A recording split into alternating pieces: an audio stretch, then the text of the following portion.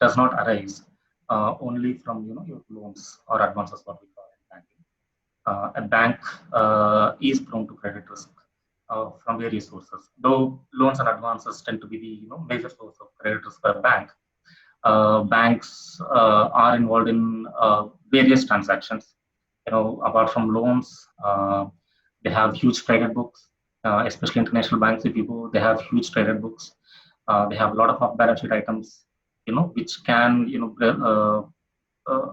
put a bank under huge risk, especially during economic. What are these sources of credit risk in a financial institution? Primarily assets, loans and advances, but especially on the investment banking side, they have huge trading books, right? I mean, you have a lot of derivative assets, which are now actually are outweighing the assets of traditional loans in the bank's books in terms of risk-weighted assets. Transactional banking transactions can also pose credit risk to the banks, and a lot of off-balance sheet items. Banks guarantee a lot of loans, a lot of exposure to the counterparties.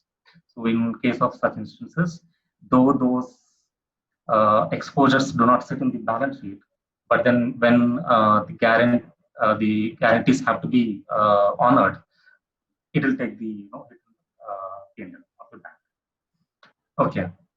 Now, see, before I tell you how a strong credit risk process should look like in a bank, we all have to understand banks are in the business to lend. Especially when you think from a credit risk perspective, especially as students, uh, you can tend to be very conservative. But then after all, the bank's business is to lend and make money out of it, right?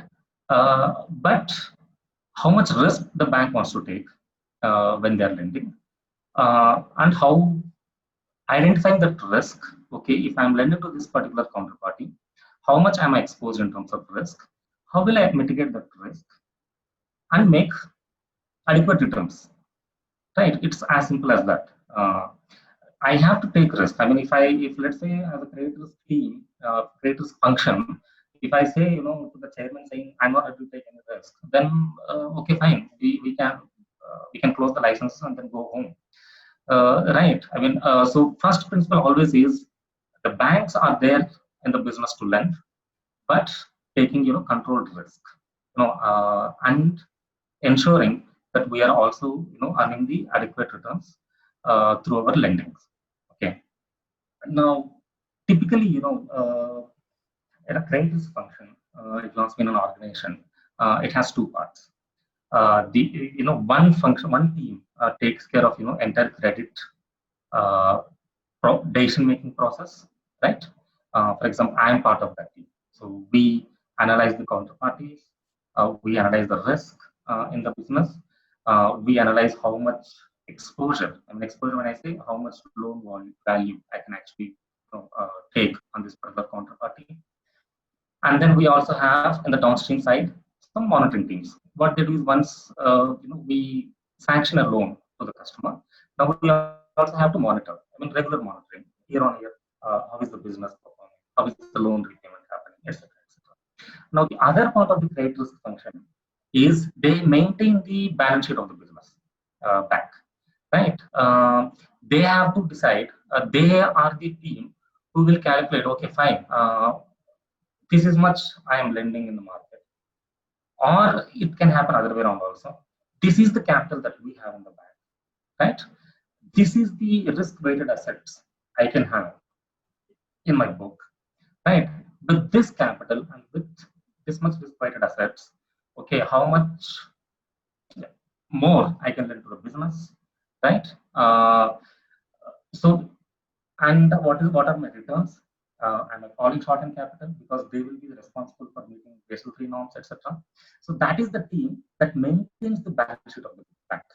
That is a separate team. You call it, risk reporting team or regulatory reporting teams. These are the two primary, departments in a credit function in a bank. So I form part of the credit, risk decision making process. So our team here, we are part of the recommending team. We can either recommend or not recommend a deal, but we also have a sanctioning team who basically approves or declines deal. Even if we recommend, they have the right to decline the deal also. Even if we don't recommend, sometimes the front end team can take the proposals to the sanctioning point. You might still how strong the credit risk management in a bank is. The first thing is they should have an established strong credit risk environment. Now, any bank, for example, let's take any sector. Let's say, for example, I take care of consumer and healthcare sector. Now, as a bank, I mean, at a senior management level, they will have to decide. I mean, we have someone called chief risk officer of the bank. They are the ones who decide the policies and frameworks for lending. Now, okay, they will say, okay, consumer healthcare sector, they lay the policies, they decide the policies. If I have to lend to, let's say, take an example, let's say Next PLC, it's a big retailer in UK, or Walmart in US. So these sort of businesses, what should my policy framework be, right? If what sort of products can I give to this particular customer? What should be the tenor for these particular customers? What should be the security when I'm extending loan to these sort of customers, right? So they have some policy framework. It is senior management's responsibility to have strong credit risk frameworks and their strategy, right? And it's actually the chief risk officers of the bank who decides I will take only this much of exposure to this sector. Oil and gas, for example. Now we have all stopped lending to oil and gas because of the reasons you all would know. But then over a period of time, these decisions keep changing. Now, for example, similarly, consumer sector, which is under tremendous distress, but we will have to support. But then how much, right? How much as a bank I am ready to take that exposure to the sector, all the sectors. These are the policies, these are the frameworks, strong frameworks, that will decide banks' capability to withstand to any sort of turbulences in the economy, right? But then it's a very, very,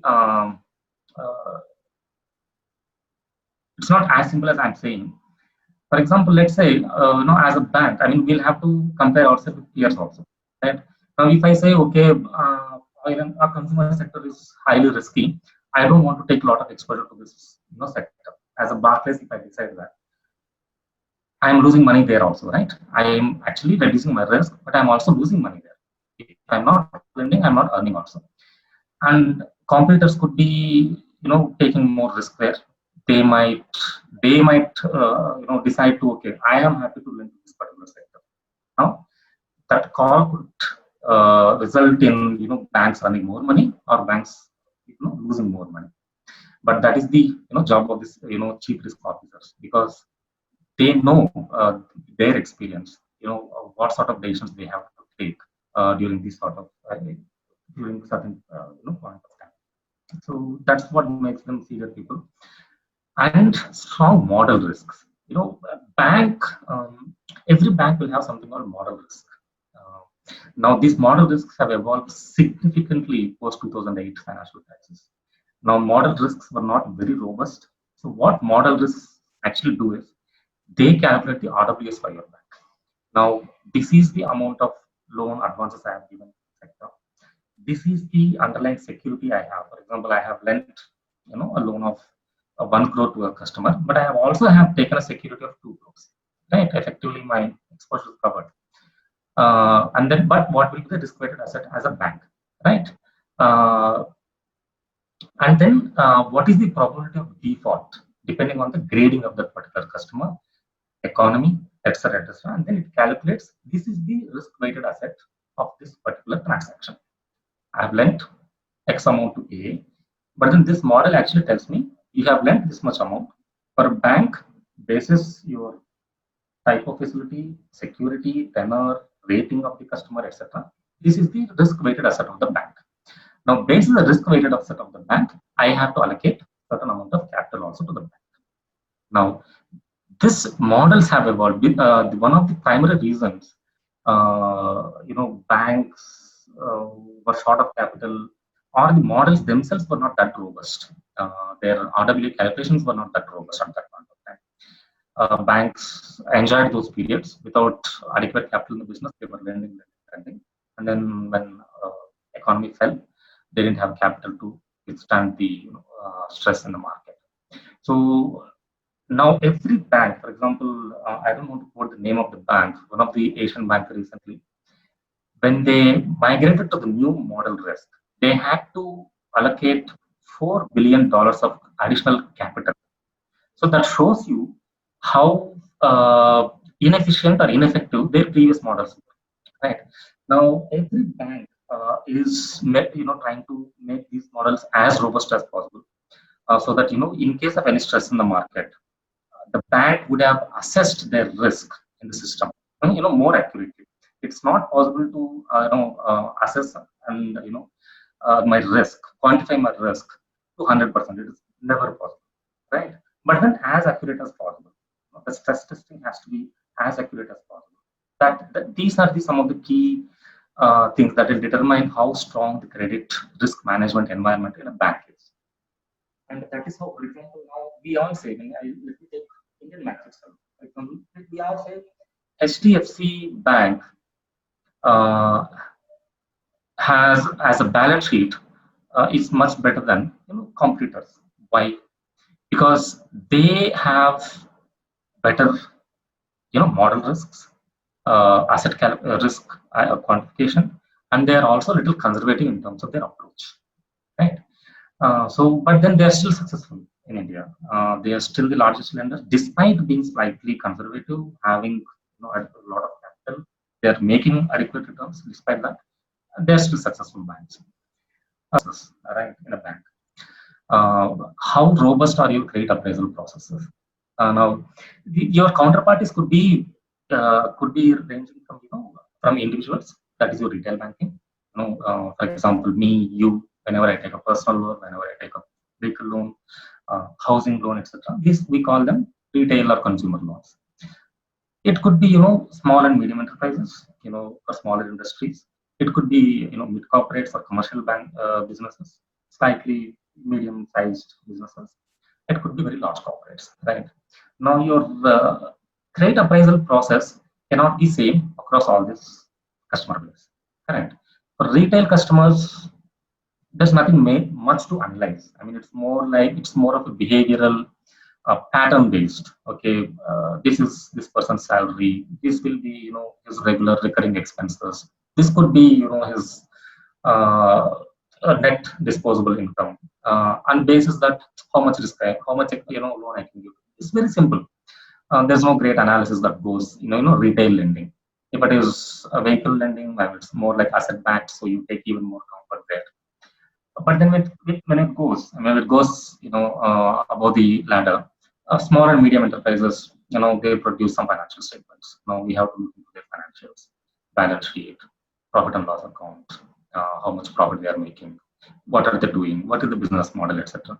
And then when it goes to large corporate, and it tends to become very, very, very complex, your entire credit analysis process. And how robust is your credit appraisal process, right? As a bank, the central banks, the regulatory bodies actually judge, the banks, and they rate the banks also on how robust is your entire credit appraisal process. For example, Indian banks, RBI audits. For example, if I have lent to customer A, every quarter they come and audit the bank. I mean, how did you take so much of exposure to this customer? Right? They question you. What was the rationale? What was the justification? It looks too high. Why did you take so much? These sort of questions keep coming. So the central banks, regulatory bodies do exert some sort of control in the entire process, and central banks also come up with the policies, processes. They decide, okay, these are the different methods of appraisal process you can adopt. But then they will not say this is the only process, but these are the broader processes. It's as a bank, it's up to you. One could be more riskier, one could be less riskier. But as a bank, it's up to you. But then once you agree, this is the process that I am going to adopt as a bank, you have to adhere to it. That is why when RBI comes and says, they will compare your appraisal process vis-a-vis what you have actually done. If you have lent to a customer, this is the bank's policy. But then you have done this. Why did you do this? It's a bank. And again, this entire credit appraisal process, especially in India, is going through a lot of change. There are a lot of teams who do a lot of research. I mean, for example, banks will have something called market risk, right? Market risk team. What they do is they track the market every day. They track the customers also. They actually keep looking to the news. Let's say there is some news out for customer A, and they will see, okay, what is our exposure? What is the impact of this news? Do we need to take any action immediately? Do we need to call for a meeting with the customer and take any remedial action here? That is the team. And then their market risk team also tracks the market performance, industry performance. You also have economics team, which keeps tracking the macroeconomic conditions, right? How is the, for example, uh, let's say, Barclays itself. Barclays has presence across the globe. Now, for example, recently, Moody's has downgraded India's financial stability to Baa3, right? Because of whatever the reasons. But then, let's say Barclays has a presence in India. Barclays, now do I have to take a step back in terms of my lending appetite? Let's say I was taking X as a risk in India. Do I have to cut down now because of the downgrade? So these sort of, you have a lot of these teams who does a lot of research and then give inputs, to the creators function, who can take an informed decision and keep changing the policies, frameworks in the bank. That is how credit risk management happens. In a typical bank, guys. I can talk since I've been primarily in credit risk management. I can talk for days also at a very high level view. I mean, let's say 30-40% view. This is how a credit risk function typically is set up in a bank. Right now, I'll open for any question asked. For example, I mean, we see, I mean, having healthcare in India, especially Kalyan, healthcare is predominantly export driven, right? And of course, exports have also stopped now. Whenever there is, because of leave healthcare across the industry, healthcare, yes, equipment is one field, but then if you look at pharma, even pharma, biotechnology, pharma, yes. Yes, everything has taken hit. Hospitals which used to be running at almost full capacity are now running at 20% capacity. No one is entering hospitals now. Yes, sir. Right. This is where this is something which no one would have, no bank or no one would have or had envisaged. We will reach this sort of situation. Now your entire credit risk management process, when we do, they cannot prepare for these sort of situations. Let me get that straight. No one can. No bank can actually assume, okay, there will be some airborne disease which will actually bring the entire world to a halt. What will I do then? No way you can actually envisage that situation. No way you can plan your credit risk, decision making process also for that. It's more like, okay, how in case of economic cyclicality or business cyclicality, or basis the historic performance of the industries, that we make some informed decisions. Your entire lending decision is always based on the future projections of the business. Okay, but it's not based on the past. If I'm lending to a customer, let's say for example Reliance, I will not lend to Reliance basis what they have performed. Of course, though it will give me a base, okay, how they have been performing, but how much I will give, what I will give, will purely depend upon how this business will perform in next 2-3 years. That's why financial modeling is so important, right? To your particular question, now business has come to a standstill. There is no revenue that is getting generated. We will understand how. How much impact had it on the, for example, revenue of the business. Okay, let's say for example, when I lent to this particular customer had projected a revenue of 100 crores, and basis that, and a profit of X amount, basis that I have lent to this guy a 10 crore amount. Now, because of the business description, what I will call, we will call for a meeting. Now, what will be the impact? Now, if customer says instead of 100 crores, I'm going to achieve only 10 crores for this year, right? Definitely, let's see if I see, okay, this revenue, this property is not going to service my loan. Now I will call for a restructure of the facility, right? And the most unfortunate aspect of the current situation for banks is we are not able to actually predict what will happen even next year. That is the major challenge. If you see me, when we get into customer discussions regarding restructuring, customer will say, this year my revenue will fall by this much, but I can't assure you what I will do next year because no one is.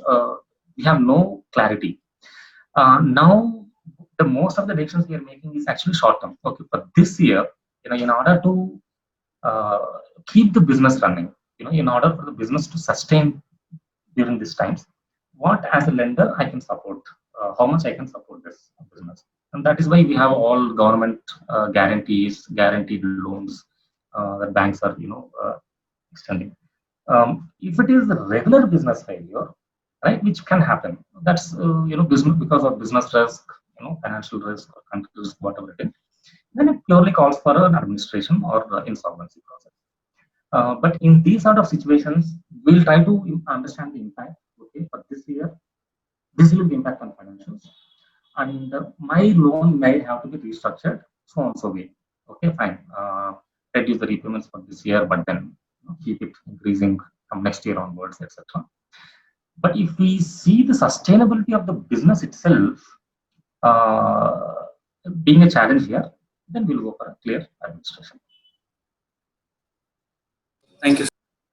Over a period of last 10, 12 years, I think banks have become more capitalized. I think the regulators have understood the banks were operating without adequate capital and with huge risk in their balance sheets. So they saw the need for increased capital requirements for the banks. Let's say Barclays, HSBC, Citi, Morgan, JPMC, they were hugely impacted, and they're still recovering. They're still recovering. Even Barclays, even today, they're still recovering. Which is why Basel Committee immediately took a decision to increase the capital requirements, right? And it was, I think, that decision I see is one of the best decisions that Basel Committee has taken. And if you see now 2020, where entire world is under crisis, but banks have remained stable, or at least now. In banks, actually, Indian banks follow different approaches. We have something called Nayak Committee. We have something called turnover-based method. So depending on what is the turnover of business, I will take a decision how much I lend to the particular business. And then they introduce something called maximum permissible bank finance. Two methods there, right?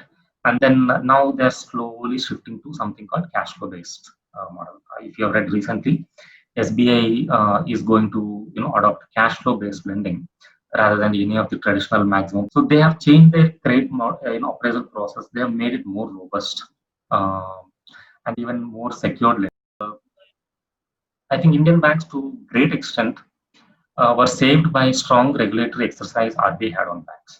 Understanding, if we leave banks without proper control, I mean, it can happen anytime again, right? That's why the regulatory bodies are scrutinizing banks' processes, operation. It could be operations, your model, that's how you have arrived. It calls for more transparent disclosure of the assets in a balance sheet, liabilities in a balance sheet as well.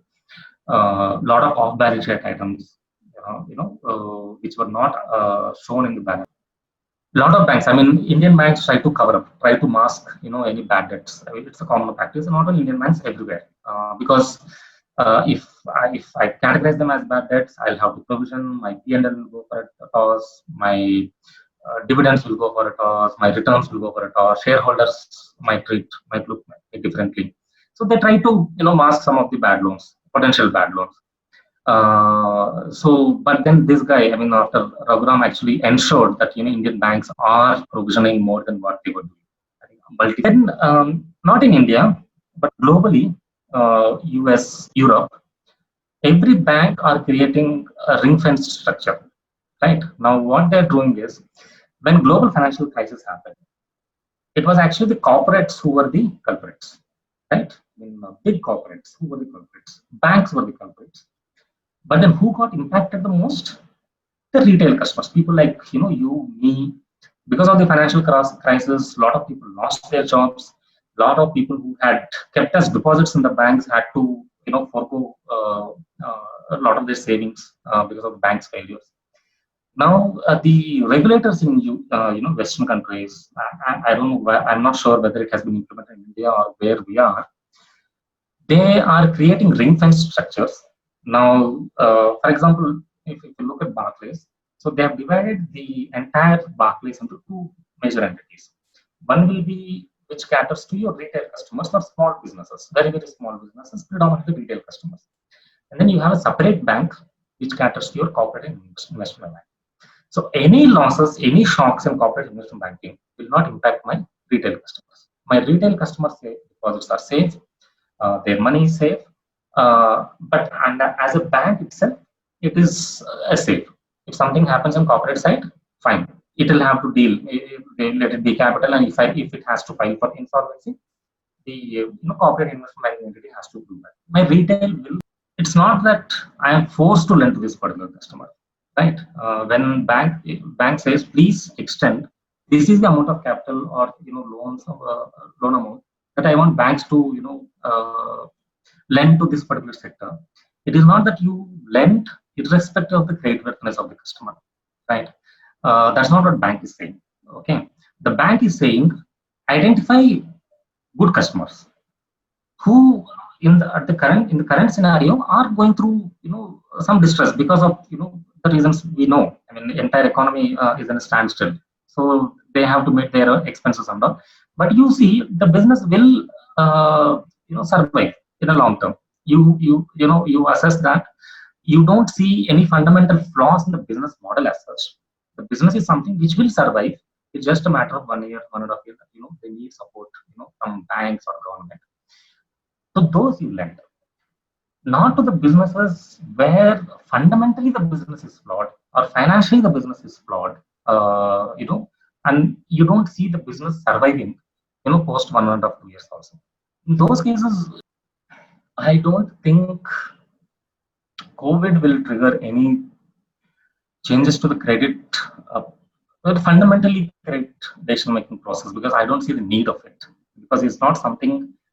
The situation did not arise because of the failure of your entire credit risk management process. It is externally driven. But my outlook of lending or appetite to industries will change, right? For example, let's say if I have to now lend to hospitality, hotels and all, right? We have certain key performance indicators of the business basis which we lend, we take those patients. But now I might include more analysis, some more factors into my entire analysis process to take more informed action because of this COVID situation. But I personally feel, since this is not this situation is not driven by any fundamental failure of the banks, I don't see banks majorly revamping their entire credit decisioning process. That is one. Credit crunch, yes or no also. It depends on how long the situation lasts, right? Or if, let's say, the situation comes under control in the next 5-6 months, I think we are in a safe position. Fintechs are the best banks right now. Fintechs, everywhere you go, it's the fintechs that are ruling the markets now. Not ruling, but then they are the buzzwords. I think they'll play a key role, a very important role. And every bank are actually trying their best to keep competing with them, if you ask me. I don't know if you've heard, there is one bank called Oak North in UK, which was started by, in fact, one of the Indian is the founder of that bank.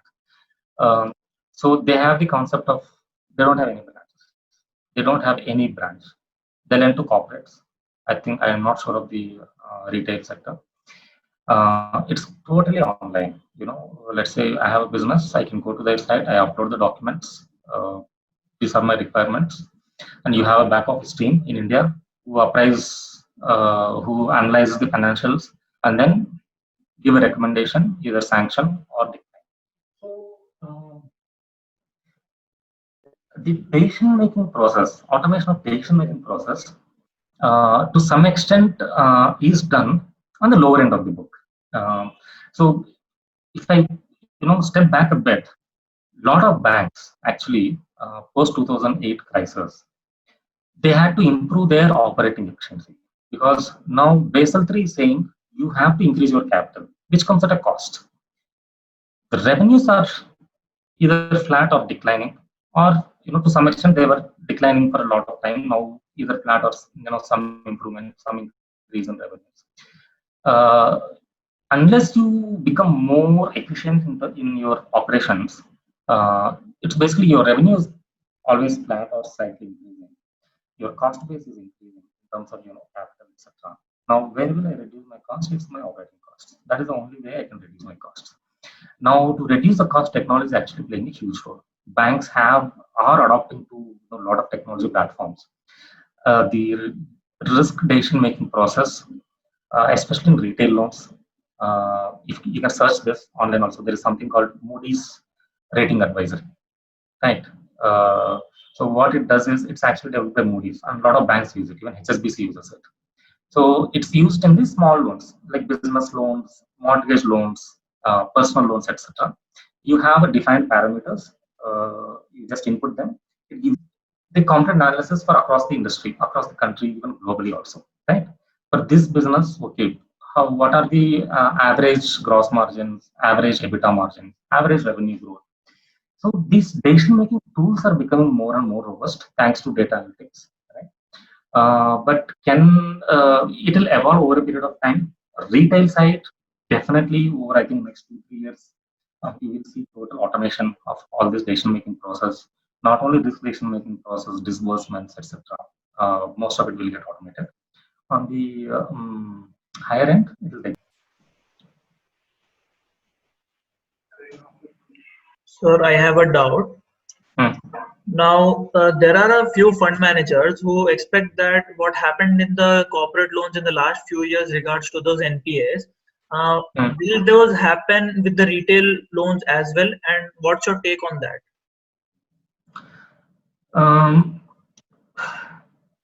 See, the indebtedness of the retail customers is something that I think all of us, the entire economy is very conscious. It was similar in 2008 in Western markets. I mean, Western markets are primarily heavily debt driven. Even usual, you see their indebtedness will be very high. In Indian economy, if you ask me, I think it has increased over the last 10 years. I think we have more, for retail lending, we have much better systems and tools now. Banks are able to take those risks now, and that's why you see, fintechs, companies like NBFCs, like Bajaj, all these businesses, they have increased their exposure like anything in the last 10 years, right? In these sort of scenarios, I mean, where the global financial crisis was, top down. I mean, big corporates failed, which impacted, these retail customers later on. This is actually bottom-up effect. Your retail, there's nothing happening in the economy, which will actually impact your corporates going forward. I have not really seen, even in our forums discussions, indebtedness of individuals was a very concerning thing for us. And I'm not sure how concerning it is in India, honestly, but it has increased. It has increased. What will be the impact of failure of this on your securitized debt, etc.? Something which I'm not very clear upon, but something all the institutions, financial institutions, the increase in the indebtedness of the individuals, they are actually worried on this. Whether it will have an impact, this COVID, what will the impact? I am really not sure to be. Sorry, what's your name? Srinivas. Yeah, not very sure on the exact impact, Srinivas. Also, sir, adding to that, I also have a small question that because of the moratoriums offered, do you think there will be a fresh NPS cycle in the retail lending?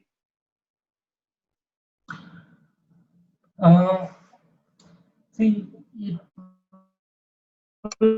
will, again, I will see how long this pandemic will last. Will actually decide. So far, we have not seen huge job cuts in India. I mean, we have seen it in parts. But let's say if the economy is not going to recover in the next 5 6 months, we'll see a lot of industries, cutting their headcounts, etc. So in that case, definitely your retail NPA will go for a toss.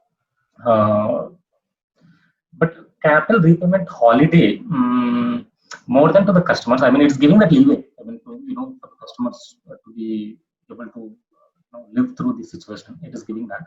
I don't think it is going to increase any willful default. But if the economy doesn't recover, let's say in the 5 6 months, it will definitely have an impact. I think I will be more focused, more conscious about the liquidity of the banks because of this moratorium. If you ask me, that is something which concerns. Unless banks are well capitalized, basically, if I am extending moratorium to let's say 50% of my customers, I'm not receiving any cash repayments for the next 6 months of those 50 customers. Right. So the bank's liquidity has to be strong. NPAs, definitely there will be an increase in decrease in asset quality in the next 1 or 2 years. Banks have to be ready for that. There's no doubt on that, because I can see I was reading some statistics in US and UK. The number of companies filing for administration. Administration is nothing but they are filing for insolvency sort of thing, right? They are saying I will not be able to run this business. The administrator, let the administrator take over, and then distribute whatever is liable to the creditors. This has increased by some 20-30% in the last 2 months. The number of companies filing for administration. So I'm sure it will happen in India also. I mean, Indian companies are more leveraged, if you ask me, when I come than Western companies. Western companies still operate with a lot of cash in their balance sheet. Indian companies predominantly rely on debt, more leveraged. So it's going to be difficult for banks in terms of asset quality next 1 or 2 years. Thank you. Hello, sir. Yeah. Sir, few days ago there was some news about that the government is planning to create a bad bank or a bank where all the NPAs would be transferred. So what will that bank do? So how effective do you think would this plan be? I don't think so. Honestly, I'm not read it. But then first impression for me is, what will that bank do? Okay, it is sitting with NPS. Now, what will that do? Right? How will that solve problem for anyone? I don't think that's happening now. And sir, one more question. Do rating agencies have any role in the credit appraisal process of corporates or for huge loans? And how effective is that system? Is that rating system? Good question again. So again, let me take you back to 2008 to 2008, and again, that is something. This is one of the changes that the regulators have brought now. Banks have their own internal rating models for mostly smaller customers, for retail customers, etc. For large corporates and all, they were heavily relying on external credit ratings until 2008. That was the case, and that is why we saw this happen. Now, post 2008, and now the regulatory bodies have made it mandatory for the banks to have their own internal risk model, grading model, rating model. So that is why now every bank, for their bank loan ratings, the rest, advanced ratings, they have their own inbuilt ratings. Now that's why you see medium enterprises and all who used to get rated, with CRISIL or ICRA, they don't do that much now, because banks earlier used to take the opinion of rating agencies and then take a attention, but now they have their own rating models. That is something, that is again one good change that has happened post 2008. They have their own internal robust rating models. We do still depend on external rating agencies. We take the inputs of external rating agencies, for example, let's say Moody's or S&P, but we have our own internal. Last 6-7 years, I think bank loan growth rate was quite high. Reasons: economy was growing, businesses were flourishing, banks were ready to take that risk, and we were lending. Now, the delinquencies in Indian banks, I mean, of course, we have S Bank now was in the news for all the bad reasons. Was more on the, if you ask me, I mean, having spent some time in the Indian banks, also having known a lot of people in Indian banks and having known their credit appraisal process. As banks, I think Indian banks especially will have to improve upon our gradation process. Now, how Indian banks lend is, it's primarily they're like 2-3 ratios, and they look at current ratio, they look at they call it gearing and leverage. I mean, 3-4 ratios, and they rather than what is actually the cash flow in the business, it's more like balance sheet decision making, right? And if I have to go into slightly technicalities, any company's balance sheet will give me a picture as on that date. It will not tell me over a period of 1 year what exactly happened in the business, right?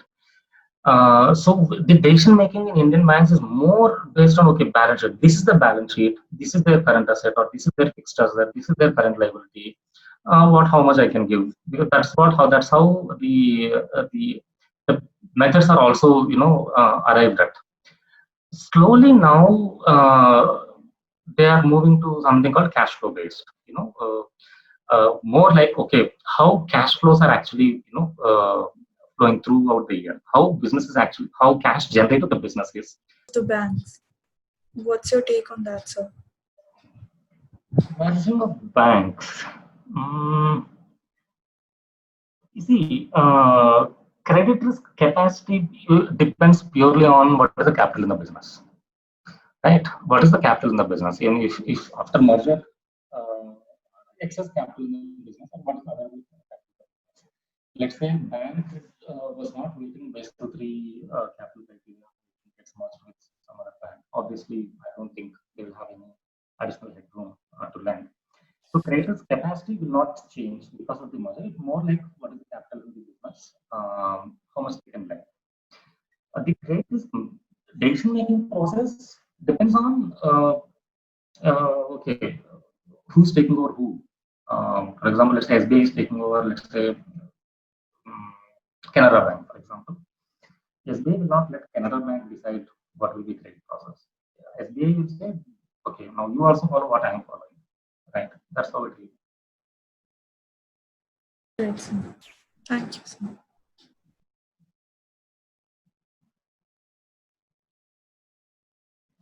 Anything else, guys? I think I have covered most of the correct questions also. I think these were broadly the questions that were sent to me. Yes, sir. Yes, sir. There was a question which says, are there any parallels between COVID-19 induced economy and global financial crisis? Sir, I'll read out the question for you. Are there any challenges? I have a printout next to me. All right, sir. Okay. So, rather than the impact on the economy, I don't see actually any parallel comparison between these two. As I told you, I think 2008 was top down. This is like bottom up. Your smaller entities, the retail individuals are getting impacted first, then corporates. See, the biggest change in the economic scenario you'll have to see here, guys. One good thing is 2008, prior to 2008, across the world, GDP grew significantly. I think all countries' output actually grew significantly by 2007, 2008, and then there was a bubble, right? If you see now, the economic output across the globe was actually declining, if you see, right? I mean, only countries like China, India, some BRIC nations, they were growing, but US was pretty much flat, or 0.5%, 1% growth. Europe was pretty much flat. Some countries even were in a declining growth rate. So they don't have a lot of policies which they can actually tweak or handle to boost that economy. That's why they are resorting to, because especially all these floating rate bonds are being sold in Western countries. I mean, Japan has done it, UK has done it, US has done it, where rates are already zero. There's nothing that they can do beyond this, right? In India, at least, we still have, I think maybe 3%, 4%, whatever RBI lends at the banks. They can still play to some extent. They have already reduced. If they want to do it, they can still reduce it. But in other economies where the rates are still already zero, they don't have any other levers. That's why they are having to resort to all this fiscal policy. Yes, thank you, sir. Since I think most of the questions have been covered, we'll move to concluding the event. Thank you, sir, for taking out valuable time and talking to us. We now have a better understanding about how credit risk is so important and needs proper redressal and management to tackle. I, on behalf of my team, Money Matters Club, and all the participants, extend our gratitude for this enlightening session. We hope to stay connected with you for many more such sessions. Stay safe and thank you again, sir. Well, thank you, guys. I mean, it was lovely. I mean, I think it's been a long time. I enjoy, teaching. I even in my current organization, I enjoy taking training sessions. So this is something of my passion, and I would love to be part of any sort of discussions with you guys. I mean, I feel, to some extent fortunate to have been part of this sort of world. It's very difficult to get into corporate and management. It actually